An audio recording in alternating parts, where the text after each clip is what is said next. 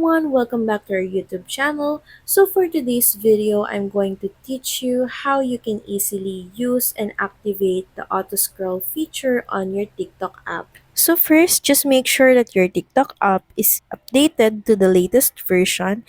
And if you still haven't updated your TikTok app, you can easily do so by uninstalling it first, then reinstalling it. So let's head over to the TikTok app. And from here, a video pops up. Just hold on it. Then from these options, just slide to the left.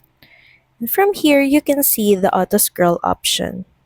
So from there, after a video has been played, TikTok will auto scroll it to the next video. You can always turn it off by hitting the button and manually scroll videos on your TikTok. So that's pretty much it. Thank you very much for watching this video. I hope that this helped you on how you can easily auto scroll on TikTok. Please don't forget to like, share, and subscribe to the channel. And I will see you again on the next one. Bye!